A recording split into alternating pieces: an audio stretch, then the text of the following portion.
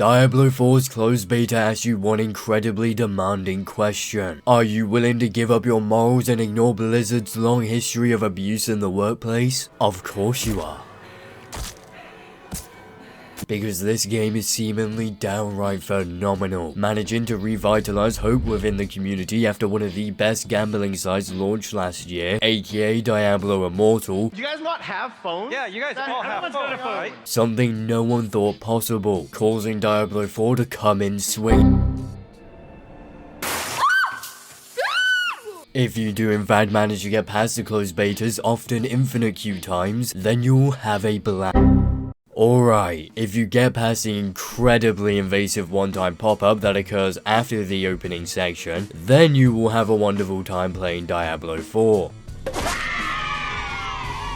And after reaching max level within the closed beta thanks to Blizzard giving me a code, I can unsafely say this is certainly one of the better Diablo titles. The reason I say unsafely, however, is because none of the monetization is present to be even viewed in this beta. You can bet your sorry ass that I'm terrified of the monetization we'll see when this launches. I don't care about what Blizzard promises, or what they say about it after Diablo Immortal. I have hope that they won't over-monetize the shit out of Diablo 4, as it's not a mobile game, but I can only at best remain cautiously optimistic until launch. After all, Blizzard hasn't exactly shown much good faith when it comes to monetization recently, with titles like Overwatch having slightly lent into pay-to-win mechanics. Hell, you don't even get the game with the collector's edition, and the fact you can't even view any of the microtransactions we'll see in the game at launch during the beta is a major red flag in my opinion. But what about the gameplay, I hear you ask? Oh, it's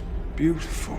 Diablo 4 seems to almost perfectly balance the best aspects of Path of Exile, Lost Ark, and Diablo simultaneously, to give you as the player fantastically satisfying gameplay, great boss fights paired with honestly fantastic progression, in terms of the loot system that is, with the 5 basic classes spanning the typical mage, assassin, tank, necromancer, and furry.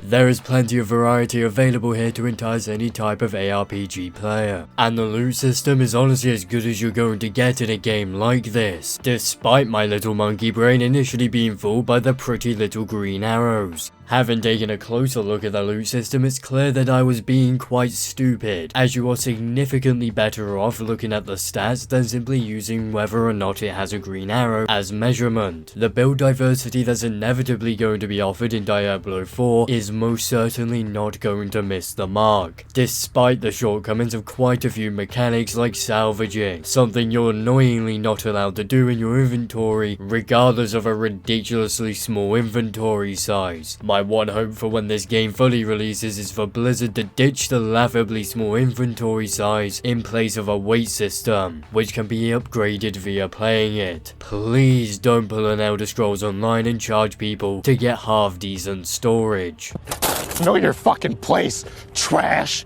One place Diablo disappoints me is unfortunately the world bosses. At the moment, the one world boss we've actually been able to experience in this beta has been widely regarded as a little too difficult, with even Blizzard's own developers failing to complete it. If the difficulty was adjusted ever so slightly, I wouldn't really have much of an issue, although the fight itself is predominantly underwhelming, as there's little to no interesting mechanics surrounding the boss, with the main progression you feel as well as enjoy being the abilities, because goddamn, they are insanely satisfying to use no matter your class. Although the gameplay may be fantastic, the UI isn't anything special or necessarily bad. It's almost painfully generic. You know, I sure do wonder why it looks so generic. I wonder if it's because it's been practically directly copy and pasted from Diablo Immortal, as have a lot of things, which is certainly worrying to a degree. And for controller players, it's absolutely painful to use at times, especially the map. I fucking hate this game's map. You don't want to be like this. This is disgusting. This is awful in every way. If I could kill it, I would. Blizzard, when it comes to Diablo 4, have seemingly decided to take the complete opposite approach of Ubisoft. On paper, that sounds brilliant. In reality, it's not. It's simply far too empty. I know that is a weird complaint, but it should definitely be giving you more information, considering how monster density is all over the place. Sometimes you'll encounter a swarm of enemies on the map, and other times you'll be walking for a few minutes without any encounters. And the lack of proper marking on the map is merely going to make resource gathering all the more tedious. But all in all, I am obviously nitpicking here, because as a whole these aren't exactly major issues, and I'll put the lack of information on the map down to the fact that Diablo 4 scales the world to your level, something I hate. The only thing world scaling does in an open world RPG is massively damage the feeling of progression, in place of earning good XP everywhere when moving through zones, and Blizzard could learn from New World's lack of world scaling here. It isn't necessary, and in my opinion all it does is damage the world's progression. The biggest single issue I have with the game so far is how egregiously shite the character creation menu is. For a game like this, I expect far better customization than what's been shown here. It could be due to the fact it's a beta, but I'm willing to bet that isn't the reason. It feels like there's been a lot of stuff cut from the character creation menu so it can be sold to you, of course in the cash shop, which Blizzard stated will be Diablo's only form of monetization outside of a battle pass, something I wouldn't necessarily have a huge issue with if they offered enough customization with the base price of the title. That seemingly won't be the case. But hey, at least there's a random option to turn off eyebrows for whatever reason. One thing which surprised me was how involved in the story I've already become. I mean, who couldn't be deeply invested in a campaign where the first thing that happens to your character is you getting roofied by a bunch of insane satanic villagers? I know I couldn't possibly wish for anything else in life, especially when you take into consideration just how great the art style and cinematics look, as well as the graphics look on PC. The console version, however, doesn't look particularly great based on developer gameplay.